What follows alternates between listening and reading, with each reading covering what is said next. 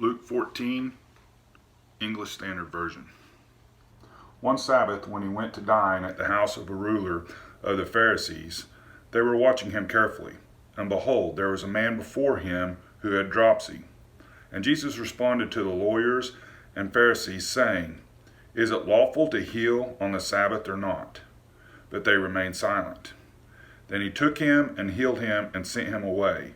And he said to them, "Which of you, having a son or an ox that has fallen into a well on the Sabbath day, will not immediately pull him out?" And they could not reply to these things. Now he told a parable to those who were invited, when he noticed how they chose the places of honor, saying to them, "When you are invited by someone to a wedding feast, do not sit down in a place of honor, lest someone more distinguished than you be invited by him, and he who invited you both will come and say to you, 'Give your place to this person,' and then you will begin with shame to take the lowest place. But when you are invited, go and sit in the lowest place, so that when your host comes, he may say to you, 'Friend, move up higher.' Then you will be honored in the presence of all who sat at table with you.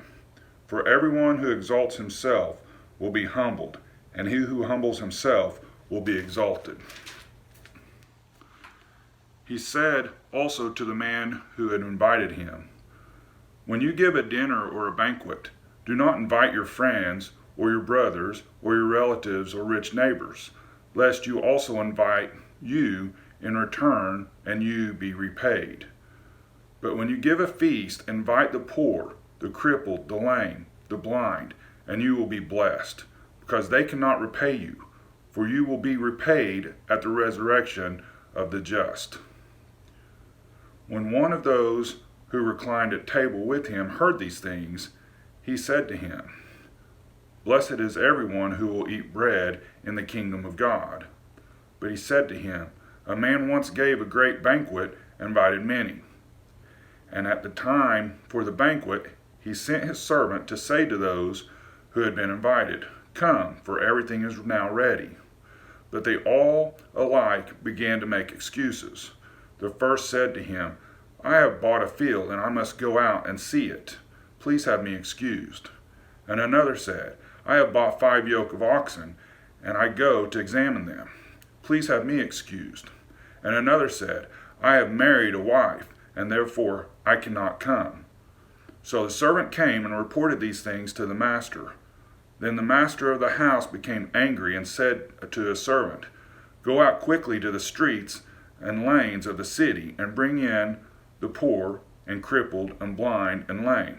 And the servant said, 'Sir, what you command has been done, and still there is room.' And the master said to the servant, 'Go out to the highways and hedges, and compel people to come in, that my house may be filled. For I tell you, none of those men who were invited shall taste my banquet.' Now great crowds accompanied him, and he turned and said to them, 'If anyone comes to me and does not hate his own father and mother and wife and children and brothers and sisters, yes, and even his own life, he cannot be my disciple. Whoever does not bear his own cross and come after me cannot be my disciple. For which of you, desiring to build a tower, does not first sit down and count the cost, whether he has enough to complete it? Otherwise, when he has laid a foundation and is not able to finish, all who see it begin to mock him, saying, 'This man began to build and was not able to finish.' Or what king going out to encounter another king in war will not sit down first and deliberate whether he is able with 10,000 to meet him who comes against him with 20,000? And if not, while the other is yet a great way off, he sends a delegate and asks for terms of peace. So therefore, any one of you who does not renounce all that he has cannot be my disciple. Salt is good, but if salt has lost its taste, how shall its saltiness be restored?